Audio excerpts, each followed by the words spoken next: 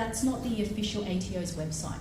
So what we're trying to show you here, these links look very similar to the official website, because people, I think scammers are starting to realise that we're all going to do our own research now. But if the link looks very similar, you're going to say, oh, it's .gov.au, it's okay, I'm going to click onto it. But you don't realise that end of that link, you've got .loginservices.info. ATO's website will not be like that. Number that you do not know, it might even say ATO direct and you think, oh, it's the ATO, right? But that's the thing, they're trying to make things so similar because they're trying to gain your trust so that you can click onto a link. And we're going to look at, government agencies, they are steering away from that as well, okay? But don't forget, that message is telling me $3,742 is waiting for me. That is too good to be true. Firstly, I'm going to think, okay, the financial year's just ended. I haven't even lodged my tax return. Why would the ATO be giving me money already when I haven't even submitted my documents? That's the thing that we need to think about. When something is too good to be true and it's just a click of this, we need to start being thoughtful about it. So that's one of the common scams that can happen to anyone, okay? Share a scam that probably happens a lot for parents now, where they might have a teenager, and that scam will be looking like, they'll get a message from a number that they do not know, and they'll say, hi mum, I've just dropped my phone into the toilet. I'm using my friend's phone at the moment, and I don't have any money on me. Can you please transfer some money to my friend? These are the account details. So as a mum, you would think, oh, my child, has dropped the phone in the toilet bowl. There's no money, I better do this now. So there is a sense of urgency for action, isn't there? We're not going to think about, are we going to pick up the phone and call to see, is that really my child's friend? Have they really dropped their phone in the toilet bowl? So that's another scam that can happen,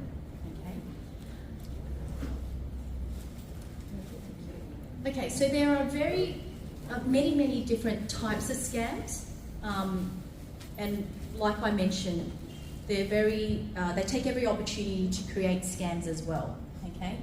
So I think this is a snippet that we took during COVID-19. So during COVID-19, we had COVID-19 scams. And I think one major one that I can think of is when we had to do our vaccinations, we had to prove our vaccinations, and we only can get that proof from Medicare. And scammers were out there ready to say, you give me $10, your name, date of birth, give me your Medicare number, I'll type that, I'll give you your certificate straight away. Just give me $10 and all that information, and I'll print you one. Don't have to go into Medicare, don't need to do all this. But as a proof of vaccination certificate, it is free of charge. Medicare is Australia's healthcare system, isn't it? Going to the doctors, if it's bulk bill, it's free. They would not charge you for that. But see how you probably think $10 and you need all this information. You're really literally giving them all that information. We have buying and selling scams that happen a lot. So I'm going to have to say some other like online websites where maybe a phone recommended retail price might be worth, say, $1,500. I'm going to put it up on offer and I'm only going to sell it $600. What is the thing there? It's too good to be true. Okay, if something's really worth about $1,500, you might be able to find a cheaper price, but are you going to find it cheaper for half its price? No. Dating and romance. That scam does exist. Sadly. That's a very, very big scam. Dating is a very, very big scam because they're playing on your emotions. Nobody likes to be lonely. And at Valentine's Day, where people are, giving flowers and chocolates and, that people are lonely, these scams happen. And they're a lot on social media where they're trying to befriend you, and then they form a friendship online, and then slowly they ask for a little bit of money. because they say, okay, one example is they form a friendship, they talk online, and then that person might be in Western Australia, and they say, I'd like to come and meet you, I'd like to come over to Sydney and catch up with you.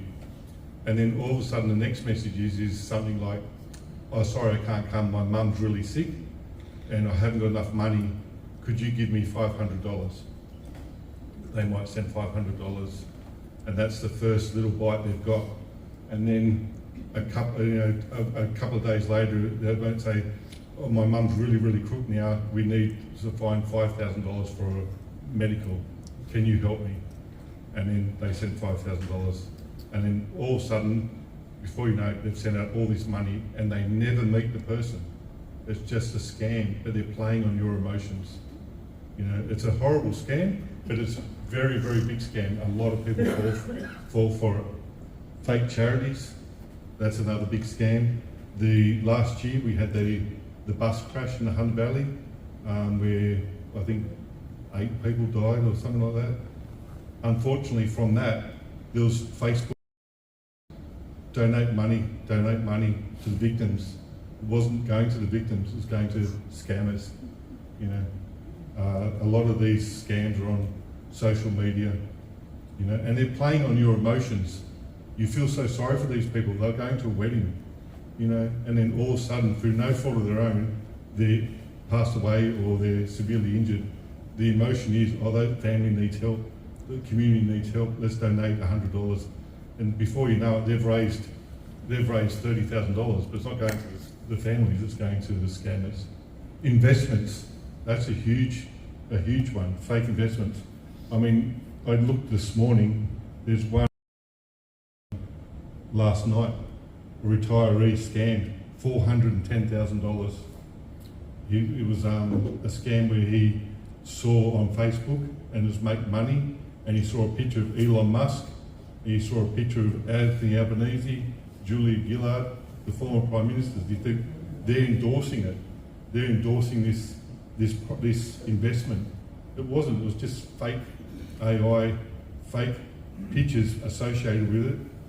He invested this money, but what he did is, he invested $20,000 and he could see it grow through a fake website. And then all of a sudden they said, give me more money. And his comment was, I was addicted to it, I was watching my money grow, I thought I'd be a millionaire in 2 weeks. Well, that's too good to be true. Otherwise we'd all be millionaires in 2 weeks. You know, he thought by investing $20,000, he'd be a millionaire and that money would grow and grow and grow. He put $410,000 in and then he tried to take some money out and then there was silence, nothing. You know, all offshore. He's lost his money. Same with jobs and employment. I mean, see, all these too good to be true things, like they're advertising a job on Facebook, and some of it is, just basic work like unpacking a shipping container or cutting grass or driving a truck, something like that. And they'll say, work for 1 day and earn $3,000 unloading a shipping container or something like that. And you think, okay, I'd love $3,000. That wouldn't be too hard. I can do it. And but they've sucked you in, and they go, give us your bank details because we have to pay you. So you put down your bank details, your name, your address, your date of birth, your bank, all this kind of stuff, because your bank there. You never get paid. You lose all your money. They're into your account. But they've sucked you in because there's this promise of getting $3,000 for something so easy. It's too good to be true. Unexpected monies or winnings, we hear about this a lot. It's, you get a message from somebody and it's a relative who lives overseas, you've never met before, saying one of your uncles or relatives has passed away and you're entitled, they've left you some money. And just send us your details and we'll send you the money. Or you've won a lot of money on some lottery. Well, with these scams, did you buy a ticket? If you didn't buy a ticket, if you don't have a relative overseas in those countries, or how can you be left any money in a will if you don't even have a relative in that country? You know, some of these are very simple, but people get drawn in by the large amount of money, or they get drawn in by the thought of having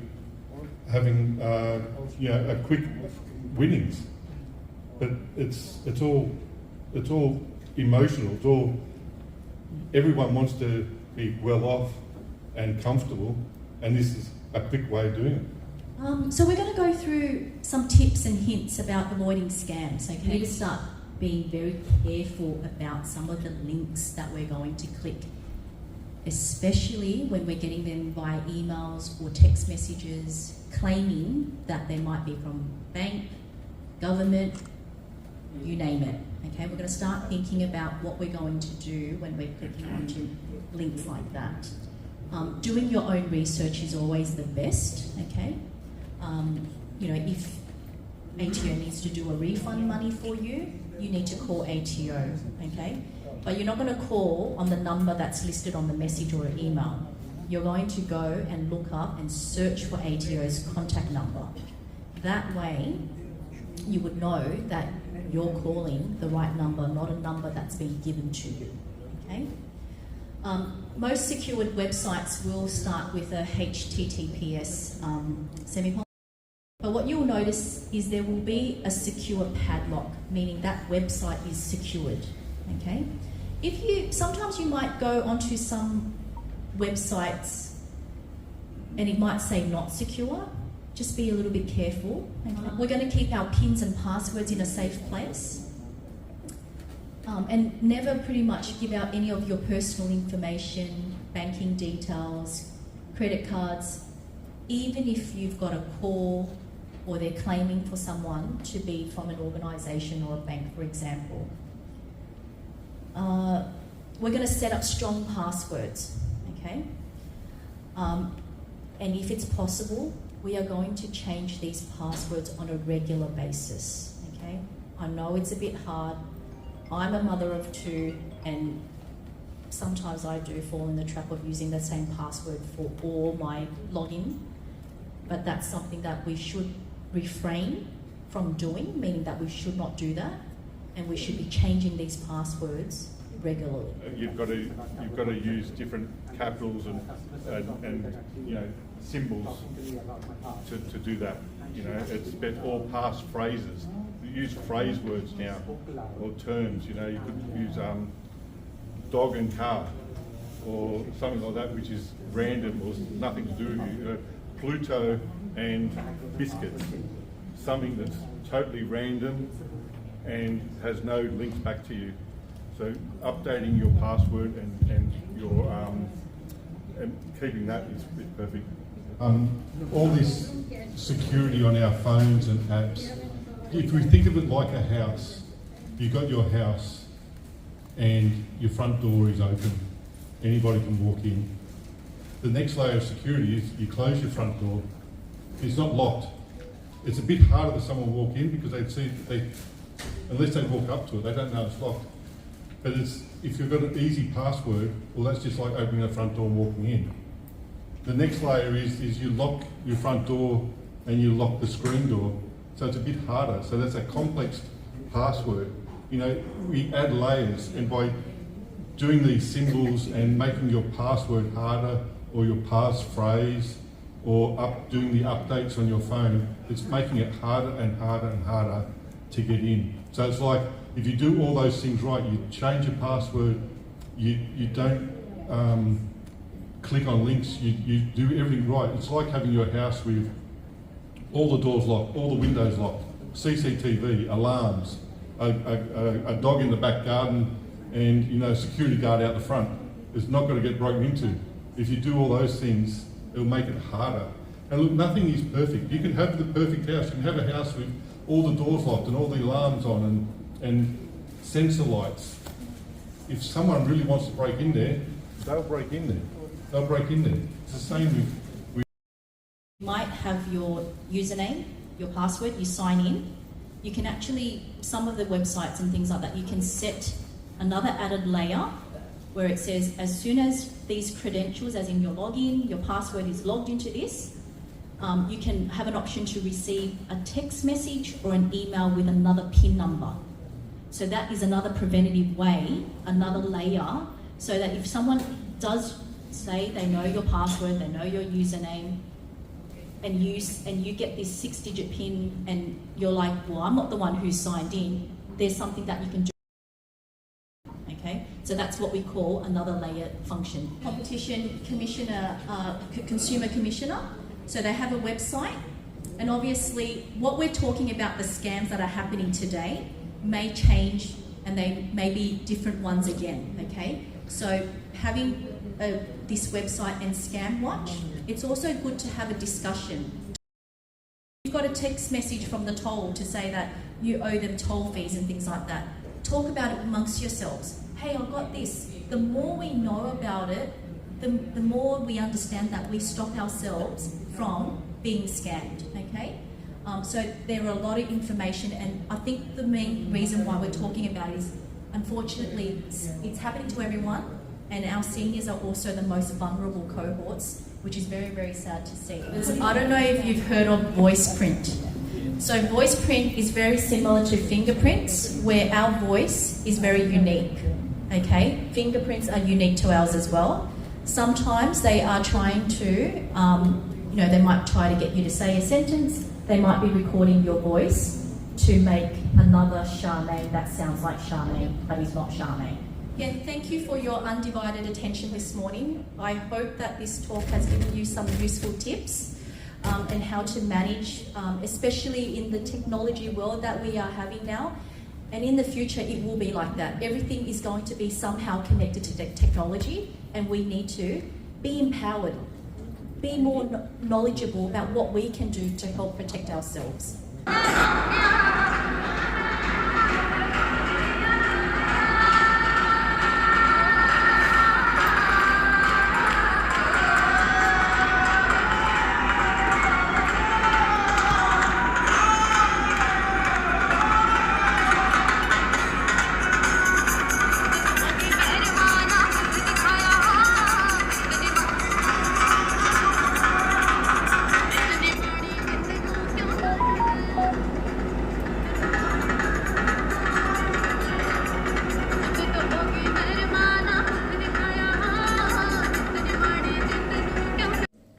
नमस्कार जी Indian councillor services ਦੀ service ਮੈਂ ਕਰਦੀ ਹਾਂ ਤੇ ਮੇਰੀ company ਦਾ ਨਾਮ ਹੈਗਾ global councillor services ਮੈਂ ਤੁਹਾਨੂੰ passport OCI police clearance Indian driving licence verification OCI ਤੇ ਡਿਫਰੈਂਟ ਜਿਹੜੀਆਂ ਕੌਂਸਲਰ ਦੀਆਂ ਸਰਵਿਸਿਜ਼ ਹੈਗੀਆਂ ਜਿਵੇਂ ਡਾਕੂਮੈਂਟ ਅਟੈਸਟੇਸ਼ਨ ਹੈ ਬਰਥ ਸਰਟੀਫਿਕੇਟ ਹੈ ਮੈਰਿਜ ਸਰਟੀਫਿਕੇਟ ਹੈ ਇਹ ਚੀਜ਼ਾਂ ਦੀ ਸਰਵਿਸ ਪ੍ਰੋਵਾਈਡ ਕਰਦੀ ਹਾਂ ਤੁਸੀਂ ਮੇਰੇ ਕੋਲ ਆਓ ਤੇ ਤੁਸੀਂ ਮੈਨੂੰ ਕਾਲ ਕਰੋ ਮੇਰਾ ਨੰਬਰ ਜਿਹੜਾ ਹੈਗਾ 04301888264 ਹੈਗਾ ਤੇ ਮੇਰੀ ਈਮੇਲ ਐਡਰੈਸ ਜਿਹੜਾ ਹੈਗਾ ms_sonu@hotmail.com ਹੈ so please do approach me thank you. Hi, my name is Liana. I'm a model and a law student at UTS, and I love to support local businesses in the area that really help people around. So if you need any help with your house, please call PLU Renovations and Handyman and call Mr. Manu for the best service possible.